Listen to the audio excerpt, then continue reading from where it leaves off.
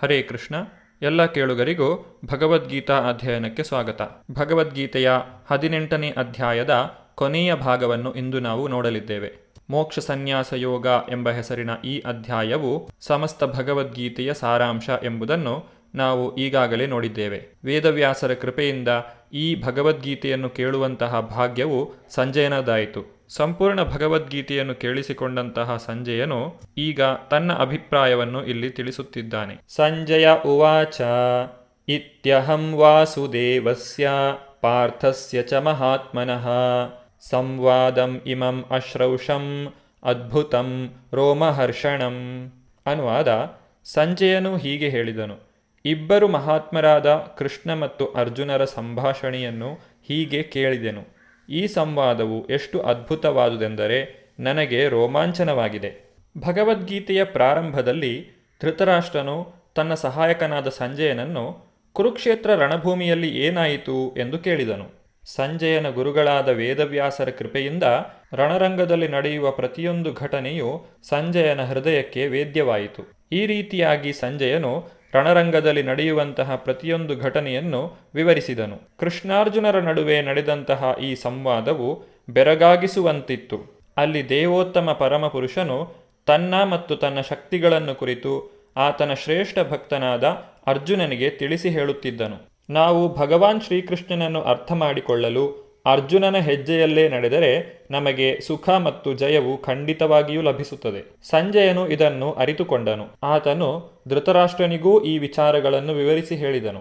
ವ್ಯಾಸ ಪ್ರಸಾದಾತ್ ಶ್ರುತವಾನ್ ಏತದ್ ಗುಹ್ಯಮಹಂ ಪರಂ ಯೋಗಂ ಯೋಗೇಶ್ವರಾತ್ ಕೃಷ್ಣಾತ್ ಸಾಕ್ಷಾತ್ ಕಥಯತಾ ಸ್ವಯಂ. ಅನುವಾದ: ವ್ಯಾಸರ ಕೃಪೆಯಿಂದಾಗಿ ನಾನು ಈ ಅತ್ಯಂತ ರಹಸ್ಯವಾದ ಮಾತುಗಳನ್ನು ಯೋಗೇಶ್ವರನಾದ ಶ್ರೀಕೃಷ್ಣನು ಸ್ವತಃ ಅರ್ಜುನನಿಗೆ ಹೇಳುತ್ತಿರುವಾಗ ನೇರವಾಗಿ ಕೇಳಿದ್ದೇನೆ. ಸಾಮಾನ್ಯವಾದಂತಹ ಮನುಷ್ಯನು ಭಗವಾನ್ ಶ್ರೀಕೃಷ್ಣನನ್ನು ನೇರವಾಗಿ ಅರ್ಥ ಮಾಡಿಕೊಳ್ಳಲು ಸಾಧ್ಯವಿಲ್ಲ. ಭಗವಂತನನ್ನು ಗುರುವಿನ ಮಾಧ್ಯಮದ ಮೂಲಕ ಅರ್ಥ ಮಾಡಿಕೊಳ್ಳಲು ಪ್ರಯತ್ನಿಸಬೇಕು. ಇದನ್ನೇ ಗುರು ಶಿಷ್ಯ ಪರಂಪರೆ ಎಂದು ಕರೆಯುತ್ತಾರೆ. ಯಾವ ವ್ಯಕ್ತಿಯು ಭಗವಾನ್ ಶ್ರೀಕೃಷ್ಣನಿಗೆ ಸಂಪೂರ್ಣವಾಗಿ ಶರಣಾಗುತ್ತಾನೋ ಆತನೇ ನಿಜವಾದ ಯೋಗಿ ಎಂದು ಭಗವಂತನೇ ಸ್ವತಃ ತಿಳಿಸಿದ್ದಾನೆ. ವೇದವ್ಯಾಸರ ಕೃಪೆಯಿಂದ ಸಂಜಯನ ಇಂದ್ರಿಯಗಳು ಪರಿಶುದ್ಧವಾದವು.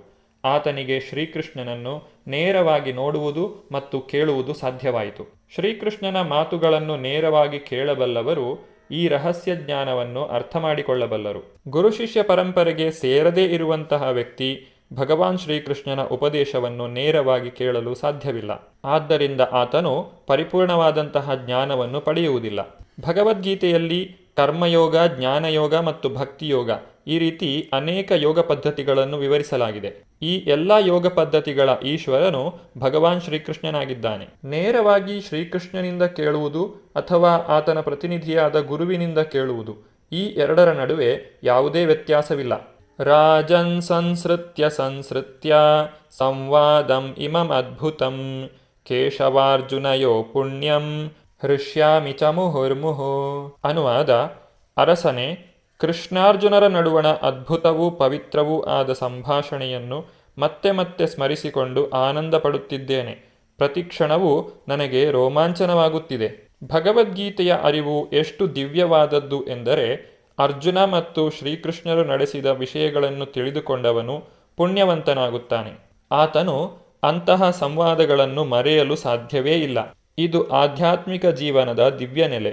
ಸರಿಯಾದ ಮೂಲದಿಂದ ನೇರವಾಗಿ ಶ್ರೀಕೃಷ್ಣನಿಂದ ಭಗವದ್ಗೀತೆಯನ್ನು ಕೇಳಿದವನು ಪೂರ್ಣ ಕೃಷ್ಣ ಪ್ರಜ್ಞೆಯನ್ನು ಪಡೆಯುತ್ತಾನೆ. ಜೀವನದ ಪ್ರತಿ ಕ್ಷಣವೂ ರೋಮಾಂಚಿತನಾಗಿ ಬದುಕನ್ನು ಸವಿಯುತ್ತಾನೆ. ತಚ್ಚ ಸಂಸೃತ್ಯ ರೂಪಮತ್ಯದ್ಭುತಂ ಹರೇ ವಿಸ್ಮಯೋ ಮೇ ಮಹಾನ್ ರಾಜನ್ ಹೃಷ್ಯಾಮಿ ಚ ಪುನಃ ಪುನಃ.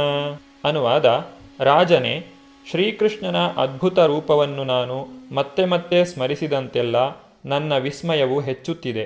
ನಾನು ಮತ್ತೆ ಮತ್ತೆ ಹರ್ಷಪಡುತ್ತಿದ್ದೇನೆ. ವೇದವ್ಯಾಸರ ಕೃಪೆಯಿಂದ ಸಂಜಯನಿಗೂ ಶ್ರೀಕೃಷ್ಣನು ಅರ್ಜುನನಿಗೆ ತೋರಿಸಿದಂತಹ ವಿಶ್ವರೂಪವನ್ನು ಕಾಣುವುದು ಸಾಧ್ಯವಾಯಿತು. ಹಲವರು ಮಹಾಭಕ್ತರೂ ಸಹ ಈ ವಿಶ್ವರೂಪವನ್ನು ಕಾಣಲು ಸಾಧ್ಯವಾಯಿತು. ಸಂಜಯನು ತಾನು ಕಂಡಂತಹ ವಿಶ್ವರೂಪವನ್ನು ಮತ್ತೆ ಮತ್ತೆ ಸ್ಮರಿಸಿಕೊಂಡು ಹರ್ಷವನ್ನು ಅನುಭವಿಸುತ್ತಿದ್ದಾನೆ. ಯತ್ರ ಯೋಗೇಶ್ವರ ಕೃಷ್ಣೋ ಯತ್ರ ಪಾರ್ಥೋ ಧನುರ್ಧರಃ ತತ್ರ ಶ್ರೀ ವಿಜಯೋ ಭೂತಿರ್ ಧ್ರುವ ನೀತಿರ್ಮತಿರ್ಮಮ. ಅನುವಾದ: ಯೋಗೇಶ್ವರನಾದ ಶ್ರೀಕೃಷ್ಣನು ಎಲ್ಲಿರುವನೋ ಮತ್ತು ಎಲ್ಲಿ ಧನುರ್ಧಾರಿಯಾದ ಅರ್ಜುನನಿರುವನೋ ಅಲ್ಲಿ ನಿಶ್ಚಯವಾಗಿಯೂ ಸಿರಿ, ವಿಜಯ, ಅಸಾಧಾರಣ ಶಕ್ತಿ ಮತ್ತು ನೀತಿ ಇವುಗಳು ಇರುತ್ತವೆ. ಇದು ನನ್ನ ಅಭಿಪ್ರಾಯ. ಸಂಜಯನ ಈ ಮಾತಿನೊಂದಿಗೆ ಭಗವದ್ಗೀತೆಯು ಮುಕ್ತಾಯವಾಗುತ್ತದೆ. ಧೃತರಾಷ್ಟ್ರನು ಕೇಳಿದ ಒಂದು ಪ್ರಶ್ನೆಯಿಂದ ಭಗವದ್ಗೀತೆಯು ಪ್ರಾರಂಭವಾಯಿತು. ಕೌರವರ ಪಕ್ಷದಲ್ಲಿ ಭೀಷ್ಮ, ದ್ರೋಣ, ಕರ್ಣರಂತಹ ಅತಿರಥ ಮಹಾರಥರು ಇರುವ ಕಾರಣ ಖಂಡಿತವಾಗಿಯೂ ನಮಗೇ ಗೆಲುವು ದೊರಕುತ್ತದೆ ಎಂದು ಧೃತರಾಷ್ಟ್ರನು ತಿಳಿದಿದ್ದ. ಜಯವು ಖಂಡಿತವಾಗಿಯೂ ಕೌರವರಿಗೇ ದೊರಕುತ್ತದೆ ಎಂಬುದು ಆತನ ಭರವಸೆಯಾಗಿತ್ತು. ಆದರೆ ಸಂಜಯನ ಮಾತನ್ನು ಕೇಳಿದ ನಂತರ ಧೃತರಾಷ್ಟ್ರನ ಭರವಸೆ ಹುಸಿಯಾಯಿತು. ಧೃತರಾಷ್ಟ್ರನು ವಿಜಯವನ್ನು ಕುರಿತು ಯೋಚಿಸುತ್ತಿದ್ದಾನೆ. ಆದರೆ ಸಂಜಯನ ಅಭಿಪ್ರಾಯದಲ್ಲಿ ಎಲ್ಲಿ ಕೃಷ್ಣಾರ್ಜುನರು ಇರುತ್ತಾರೋ ಅಲ್ಲಿಗೆ ಅದೃಷ್ಟ ಒಲಿಯುತ್ತದೆ. ಧೃತರಾಷ್ಟ್ರನು ತನ್ನ ಪಕ್ಷಕ್ಕೆ ಗೆಲುವನ್ನು ನಿರೀಕ್ಷಿಸುವಂತಿಲ್ಲ ಎಂದು ಸಂಜಯನು ಧೃತರಾಷ್ಟ್ರನಿಗೆ ದೃಢಪಡಿಸಿದನು. ಭಗವಾನ್ ಶ್ರೀಕೃಷ್ಣನು ಅರ್ಜುನನ ಪಕ್ಷದಲ್ಲಿ ಇರುವ ಕಾರಣ ಖಂಡಿತವಾಗಿಯೂ ಅರ್ಜುನನಿಗೆ ಜಯವು ನಿಶ್ಚಿತ. ಶ್ರೀಕೃಷ್ಣನು ಅರ್ಜುನನ ಸಾರಥಿಯಾಗಲು ಒಪ್ಪಿದ್ದು ಭಗವಂತನ ಸಿರಿಯನ್ನು ತೋರಿಸುತ್ತದೆ. ಭಗವಂತನಲ್ಲಿ ಇರುವಂತಹ ಅಸಂಖ್ಯಾತ ಸಿರಿಗಳಲ್ಲಿ ತ್ಯಾಗವೂ ಒಂದು. ಯುದ್ಧವು ವಾಸ್ತವವಾಗಿ ದುರ್ಯೋಧನ ಮತ್ತು ಯುಧಿಷ್ಠಿರರ ನಡುವೆ ನಡೆಯುತ್ತಿತ್ತು. ಅರ್ಜುನನು ತನ್ನ ಅಣ್ಣ ಯುಧಿಷ್ಠಿರನ ಪರವಾಗಿ ಯುದ್ಧ ಮಾಡುತ್ತಿದ್ದ.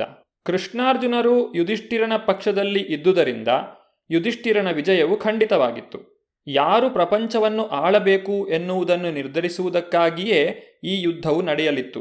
ಅಧಿಕಾರವನ್ನು ಖಂಡಿತವಾಗಿಯೂ ಯುಧಿಷ್ಠಿರನೇ ಪಡೆಯುತ್ತಾನೆ ಎಂದು ಸಂಜಯನು ಭವಿಷ್ಯವನ್ನು ನುಡಿದ. ಯುಧಿಷ್ಠಿರನು ಧರ್ಮಾತ್ಮ ಮತ್ತು ದೈವಭಕ್ತ, ಮಾತ್ರವಲ್ಲ ಕಟ್ಟುನಿಟ್ಟಾದ ನೀತಿವಂತ. ಯುಧಿಷ್ಠಿರ ಮಹಾರಾಜನು ಈ ಕದನದಲ್ಲಿ ಗೆದ್ದ ನಂತರ ಹೆಚ್ಚು ಹೆಚ್ಚು ಅಭ್ಯುದಯವನ್ನು ಪಡೆಯುವನು ಎಂದು ಸಂಜಯನು ಭವಿಷ್ಯವನ್ನು ಹೇಳಿದ. ಯುಧಿಷ್ಠಿರನು ತನ್ನ ಇಡೀ ಜೀವಮಾನದಲ್ಲಿ ಒಂದೇ ಒಂದು ಸುಳ್ಳನ್ನು ಹೇಳಿದವನಲ್ಲ. ಭಗವದ್ಗೀತೆಯು ನೀತಿಯ ಪರಮ ಉಪದೇಶ. ಮನ್ಮನ ಭವಮದ್ಭಕ್ತಃ. ಮನುಷ್ಯನು ಕೃಷ್ಣನ ಭಕ್ತನಾಗಬೇಕು. ಎಲ್ಲ ಧರ್ಮದ ತಿರುಳು ಶ್ರೀಕೃಷ್ಣನಿಗೆ ಶರಣಾಗುವುದು. ಸರ್ವಧರ್ಮಾನ್ ಪರಿತ್ಯಜ್ಯ ಮಾಮೇಕಂ ಶರಣಂ ವ್ರಜ. ಭಗವದ್ಗೀತೆಯ ಉಪದೇಶವು ಧರ್ಮದ ಉತ್ತಮ ವಿಧಾನವನ್ನು ಮತ್ತು ನೈತಿಕ ಜೀವನದ ಪರಮ ಪ್ರಕ್ರಿಯೆಗಳನ್ನು ಒಳಗೊಂಡಿದೆ. ಭಗವಾನ್ ಶ್ರೀಕೃಷ್ಣನಿಗೆ ಶರಣಾಗುವುದು ಜೀವನದ ಅತ್ಯುನ್ನತ ಪರಿಪೂರ್ಣತೆ ಎಂದು ನಾವು ಭಗವದ್ಗೀತೆಯಿಂದ ತಿಳಿಯಬಹುದು. ಇದೇ ಭಗವದ್ಗೀತೆಯ ಸಾರ. ಪರಿಪೂರ್ಣ ಸತ್ಯವು 3 ಸ್ವರೂಪಗಳಲ್ಲಿ ಸಾಕ್ಷಾತ್ಕಾರವಾಗುತ್ತದೆ: ನಿರಾಕಾರ ಬ್ರಹ್ಮನ್, ಅಂತರ್ಯಾಮಿ ಪರಮಾತ್ಮ ಮತ್ತು ಕಟ್ಟಕಡೆಗೆ ದೇವೋತ್ತಮ ಪರಮಪುರುಷನಾದ ಶ್ರೀಕೃಷ್ಣ. ಪರಮಸತ್ಯದ ಪರಿಪೂರ್ಣ ಜ್ಞಾನವೆಂದರೆ ಶ್ರೀಕೃಷ್ಣನ ಪರಿಪೂರ್ಣ ಜ್ಞಾನ.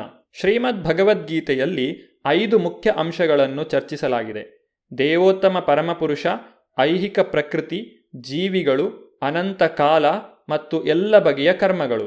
ಎಲ್ಲವೂ ದೇವೋತ್ತಮ ಪರಮಪುರುಷನಾದ ಶ್ರೀಕೃಷ್ಣನನ್ನು ಅವಲಂಬಿಸಿವೆ. ತನ್ನ ಸಹಜ ಸ್ವರೂಪದಲ್ಲಿ ಪ್ರತಿಯೊಬ್ಬ ಜೀವಿಯೂ ಪರಿಶುದ್ಧ ಆತ್ಮನಾಗಿರುತ್ತಾನೆ. ಶ್ರೀಕೃಷ್ಣನನ್ನು ಸೂರ್ಯನಿಗೆ ಹೋಲಿಸಬಹುದು, ಜೀವಿಗಳನ್ನು ಸೂರ್ಯ ಪ್ರಭೆಗೆ ಹೋಲಿಸಬಹುದು. ಜೀವಿಗಳು ಶ್ರೀಕೃಷ್ಣನ ತಟಸ್ಥ ಶಕ್ತಿಯಾದ್ದರಿಂದ ಅವುಗಳಿಗೆ ಐಹಿಕ ಶಕ್ತಿಯೊಡನೆ ಅಥವಾ ಆಧ್ಯಾತ್ಮಿಕ ಶಕ್ತಿಯೊಡನೆ ಸಂಪರ್ಕ ಬೆಳೆಸುವ ಪ್ರವೃತ್ತಿ ಇರುತ್ತದೆ. ಬೇರೆ ಮಾತುಗಳಲ್ಲಿ ಹೇಳುವುದಾದರೆ, ಜೀವಿಯು ಪರಮಪ್ರಭುವಿನ 2 ಶಕ್ತಿಗಳ ನಡುವೆ ಇದ್ದಾನೆ. ಪ್ರಭುವಿನ ಮೇಲ್ಮಟ್ಟದ ಶಕ್ತಿಗೆ ಸೇರಿರುವುದರಿಂದ ಅವನಿಗೆ ಅಣುಮಾತ್ರ ಸ್ವಾತಂತ್ರ್ಯವಿದೆ. ಆ ಸ್ವಾತಂತ್ರ್ಯವನ್ನು ಯೋಗ್ಯ ರೀತಿಯಲ್ಲಿ ಬಳಸಿಕೊಂಡರೆ ಅವನು ಶ್ರೀಕೃಷ್ಣನ ನೇರ ಆದೇಶವನ್ನು ಸ್ವೀಕರಿಸುತ್ತಾನೆ. ಈ ರೀತಿಯಾಗಿ ಜೀವಿಯು ತನ್ನ ಸಹಜ ಸ್ವರೂಪವನ್ನು ಪಡೆದುಕೊಳ್ಳುತ್ತಾನೆ. ಭಗವದ್ಗೀತೆಯು ಭಗವಂತನು ನುಡಿದ ಮಾತು. ಭಗವದ್ಗೀತೆಯಲ್ಲಿ ಭಗವಂತನು ಏನನ್ನೆಲ್ಲ ಬೋಧಿಸಿದ್ದಾನೋ ಅದೆಲ್ಲವನ್ನು ನಾವು ಪ್ರಾಯೋಗಿಕವಾಗಿ ತಿಳಿಯಬೇಕೆಂದರೆ ಶ್ರೀಮದ್ ಭಾಗವತವನ್ನು ಅಧ್ಯಯನ ಮಾಡಬೇಕು. ಶ್ರೀಮದ್ ಭಾಗವತವು ಭಗವಂತ ಮತ್ತು ಆತನ ಭಕ್ತರ ನಡುವಿನ ಲೀಲೆಗಳನ್ನು ಒಳಗೊಂಡಿದೆ. ಶ್ರೀಮದ್ ಭಾಗವತದಲ್ಲಿ ಒಟ್ಟು 12 ಸ್ಕಂದಗಳಿವೆ.